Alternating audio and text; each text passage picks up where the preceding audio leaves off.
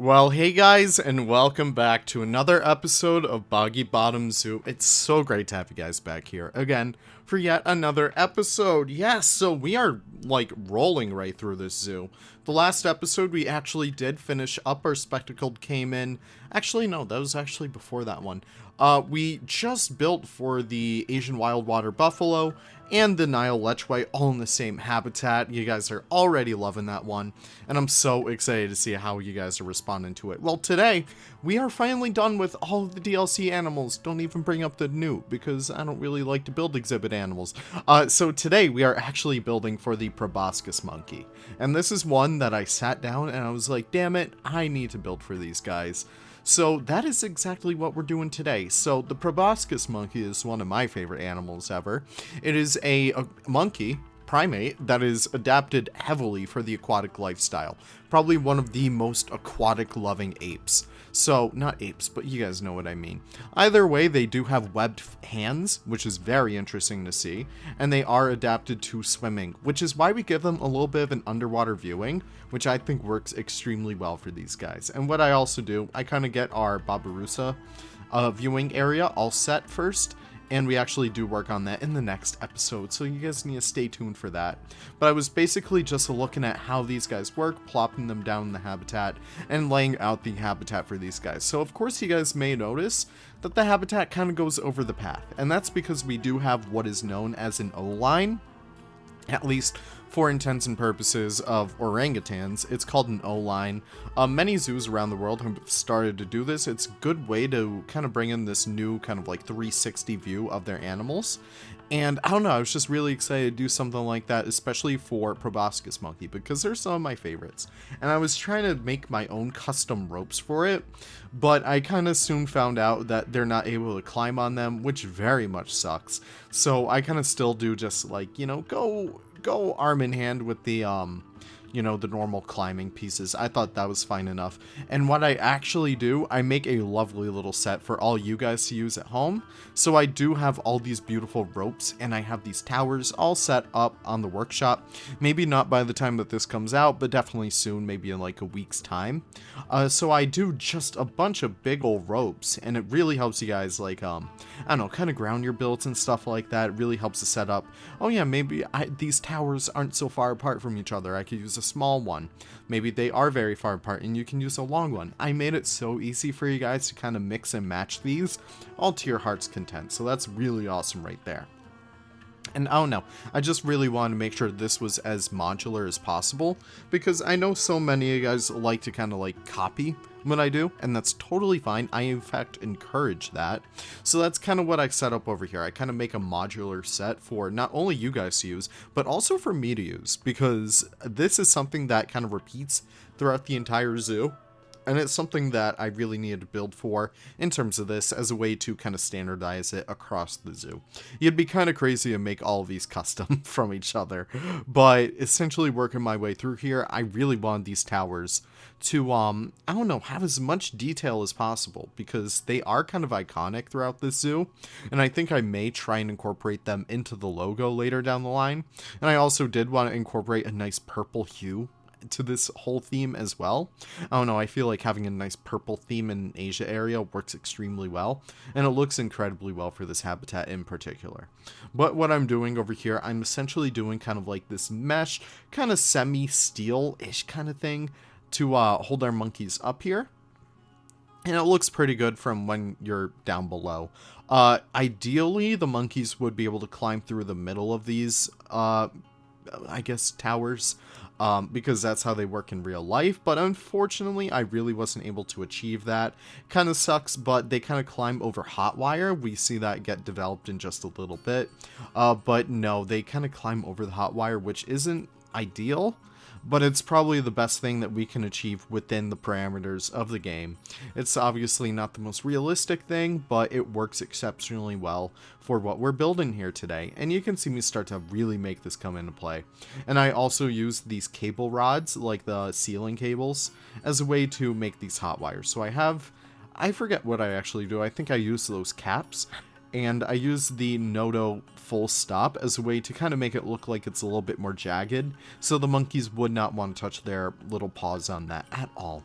It keeps them safe, it keeps the guests safe, and that's all we care about over here is safety all across the board at Boggy Bottom.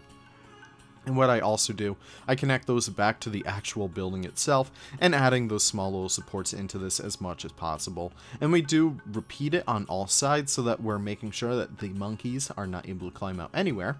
And we make the height of this work. So this is probably one of my favorite things because we do integrate some really funky pieces in here.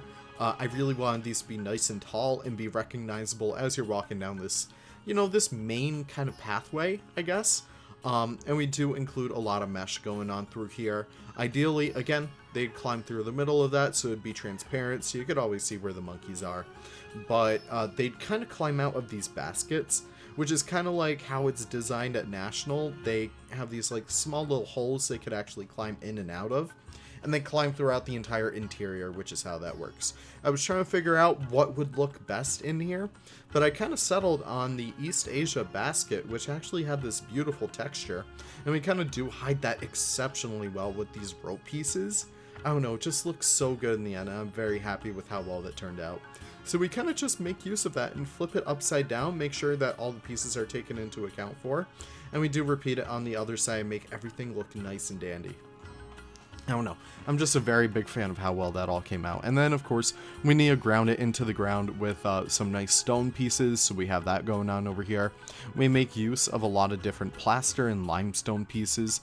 That piece right there, I forget what that is. I think it's like the European bridge piece, but it's so useful because it looks so beautiful. And here we actually go lining up the different areas of the habitat. So we do have 3 different yards for our proboscis monkeys, and I really do like that. It has them move like, I don't know, we have enough enrichment in each one that they kind of bounce between them all. They usually stick to certain trends in each habitat, which I think is very cute. And it's very much true to life in real life, because when you go to National and stuff, you'd see mostly the same orangutans kind of staying in the same habitats more or less. And maybe they'll, you know, bounce in between them all, and that's just, it just brings such a nice kinetic energy to zoos, and I really do like it. And also, looking at the speed build, I've done so much building off stage. Well, not really off stage. You guys will see the speed builds in them relatively soon, but it's so cool just to see like how quickly this zoo has come along within like the past week itself. And I'm so thankful that you guys are tuning in pretty much every single day to watch the series. I know I've been doing a lot of videos on the series, and it's really awesome just to see that you guys still love it all the same. We're breaking like over 1,000, over 2,000, hell, even over 7,000 for one episode, and it's just really awesome to see that.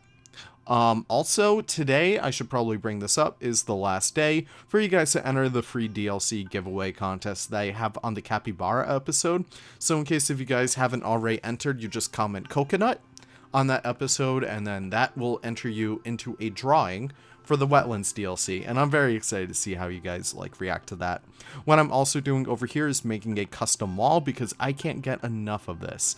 I love building the custom walls in this game, especially in this zoo. It pays off so much, and just seeing all these areas come together like with all these beautiful pieces, it's incredible just to see like how much it brings and how much character it brings and how much more unique it has these whole areas feel. And also, it's just really good practice just to get associated with building pieces, especially with so many of like these more niche ones, like the European bridge panel, like that wooden one. That one is really good. And also adding some hot wire over here as well, and angling it up so that the monkeys don't try to escape, because unfortunately these are climbable pieces. They wouldn't really be able to climb up these in real life, but I'm just making sure we're pulling out all the stops. Maybe you could see them kind of get a little smart and stuff, but we're trying to avoid all that at all costs. Another problem that I kind of ran into with this build in particular is the fact that all of these pieces are climbable. I had this same issue with Riverbend, which, by the way, Riverbend is temporarily on hold.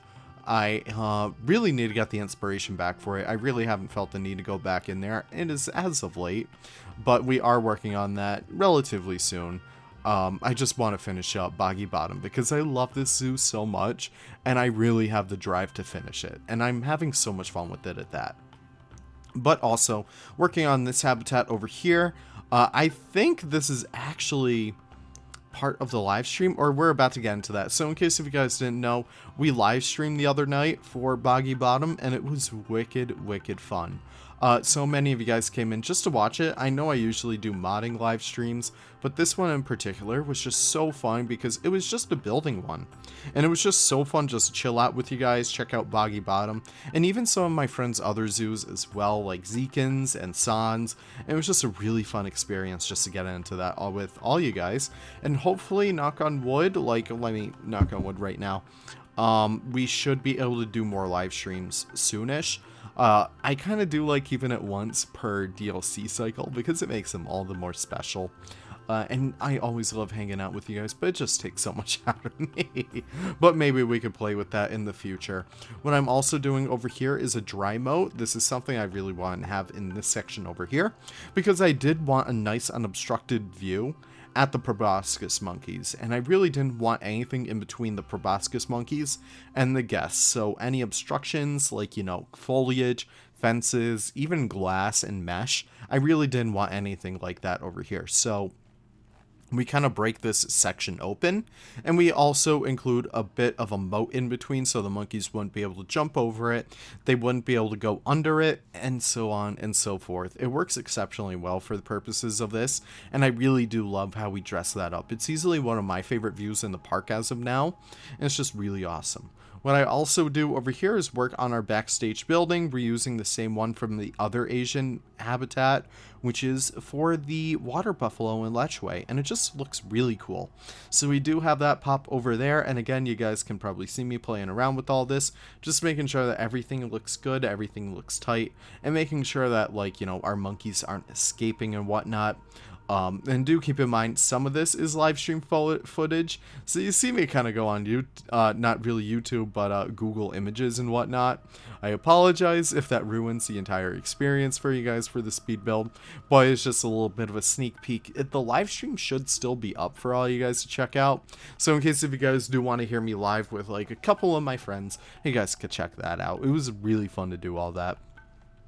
But what I'm working on over here is a little bit of a viewing area for our proboscis monkeys as well, making sure that, you know, when you come over here to view them in the water, you get a nice view at not only the water and them swimming, but also the habitat above them. So we do make sure that those sight lines are taken into account, and we do make a nice custom one as well, using, like, you know, all the wood pieces that we possibly can use. And we're trying to make it even as well, so I think I do that either, you know, either on stream or not. I don't really remember. I do apologize if I sound a little tired right now. It's very late in the day for me. But you know what? I hope you guys enjoy it nonetheless. It's a nice chill leaf video. We don't get too many of these that often because I've been so excited as of late. But you know what? I think it's very well deserved. So we kind of fix those glass pieces as well. We make it all nice and even. And we do have a few issues with this path down here. Not really linking up because free build unfortunately still is out of commission. But we do cover that up with some rock pieces as well. Forgive me for a second because I just need to grab like a little drink. And that's some nice leaf ASMR right there. But making our way through here, making sure that everything looks nice and dandy. And just checking stuff out. Like, that's something that I can really recommend for all you guys. It's just, while you're building, just take a step back and look at what needs to be done. Because it pays off so well in the end. And you start to notice things sooner and quicker the more you do that.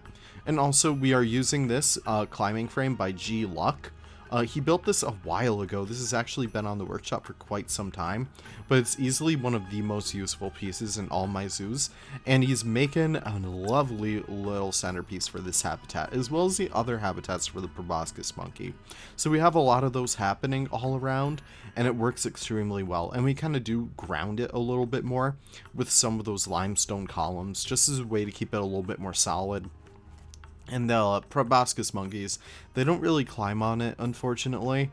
I don't really know why, but hopefully we could figure that out soon, because I do want to see them kind of climbing around on it. They would definitely climb on something like that, so that's something very interesting right there. I also have a little bit of a dedication panel to G Luck, so we kind of call him Gluck in here, but I think that's kind of cute. And we also do one all around here to Leader, because he helped us make those sun sails. Or those sunshades. I keep on saying sun sails. I don't know why. But he's an incredibly awesome builder. You guys should always check him out. I know he watches this series. I always see him pop in. So definitely go give him some love. He works over there with Zoof, otherwise known as Zoofluencer. And it's just a really awesome dynamic duo between those two. So yeah, that's my full-hearted endorsement of the day. So moving our way through here, I was trying to figure out what other trees to add, and I really like that tree in there. So I really wanted to make that into like a, I don't know what you would call it. I think you could call that like a tree house. So we do that in a little bit, and I also add these cypress roots, just as a way to kind of theme this area a little bit more. Obviously, those mangrove trees wouldn't be the same ones to use those same breathing roots, but the other trees were just a little bit too big, and they took away from a little bit of the view that I was trying to achieve. So we do kind of keep that over there, and we do link the rope back up to this tree, and we do work on the little, I forget what you call it, treehouse. Yeah, you guys can tell I'm very tired right now. I'm so out of the loop with making speed build voiceovers. I just feel so exhausted whenever I do them now. But you know what? I don't care. I'm gonna keep chugging along. We also add a little bit of rock, like nourishment. I don't really know. Few things of like that sorts just help keep the whole exhibit feel a little bit natural. And here we go back to our blueprint graveyard over there. We're making good use out of some of the other reoccurring themes in our zoo, and this is something I really do recommend. Reuse themes in your zoos, and even just change it around just a little bit to give it a little bit more style, a little bit more flair, and it pays off so well in the end. So we use the same fences from our platypus habitat over near the unobstructed, like, dry moat viewing of the Proboscis Monkey. So we have that going on over there. And we also do use our Asian small-clawed otter fences over here as a way to kind of make it feel like we're going a little bit more into the temple area. I really want to have that kind of pull out over there, so that looks really nice. And we also do decorate the rest of the habitat with as much greenery as possible. And we also do kind of make these feel a little bit more organized, the viewing areas. And it looks pretty good in the end. I don't know, I'm very happy and satisfied with how well this looks. So we have this going on throughout here, and it looks pretty damn good. I really do like the standard of viewing galleries that we set up for the Proboscis monkeys. It feels very formal, and it feels very grandiose, and it feels like, you know, something that you would definitely see when a high-ticket animal, kind of like a Proboscis monkey, gets funding for. You would only see like the best of the best enclosures for these guys. So I'm very satisfied with how well that came out. And I encourage you guys to kind of try this like clean building style, especially with some very niche pieces like those bridge pieces. Those wooden bridge panels, they came out extremely well for over there. What I also do over here is add another climbing structure, just as a way to keep it a little bit more grounded in terms of, like, you know, the enrichment and necessities that Proboscis monkeys would need. And we also do add a little bit more enrichment all throughout the rest of the habitat. Hold on, my dog wants to leave again. This happens in the tour video, which is coming out relatively soon. So we got these nice little themes happening. And the dog will want to come back in a few minutes, so we'll welcome her back. But yeah, totally professional leaf over here. Hope you guys appreciate that. But we kind of make our way throughout here, adding a lot more foliage, and just making sure that all these habitats are relatively nice, relatively lush as well. Proboscis monkeys really wouldn't tear up the habitat the same way a Barbarossa would. That's a little callback to our next episode, so keep your eyes peeled for that. But no, they wouldn't really destroy their habitat all that much, so it's just really awesome being able to play with foliage inside of exhibits again, and especially since they're more so an arboreal species, they really wouldn't spend that much time on the ground than they do in Planet Zoo. I know they do that a lot. I'm still looking at you, Planet Zoo devs. Well, I see you can change the behaviors right there. Let's just do that for all the monkeys. It's so sad having monkeys, like, on the ground all the time. But nonetheless, we're adding a little bit more curbing to the rest of the zoo, and this is essentially it for what you see on this episode. We kind of do take care of all that jazz, and it looks so good in the end. It just takes an area up to a whole new level. Always do custom curbs. It looks incredible, and I can't recommend it enough. It really does help to sell like an entire experience. But here we are. Hope you guys enjoyed this little bit of a video. You got some really nice views and landscapes of what we were able to work on today. It was a really fun project building for these guys, especially for a multi-habitat habitat, if that makes sense. Haven't really done one of those in quite some time, so it was really awesome to kind of do that. But all things being said, thank you guys so much for watching. I really do appreciate your support. Be sure to check out that giveaway in case if you still don't have the Wetlands DLC. Highly do recommend you guys give that a try.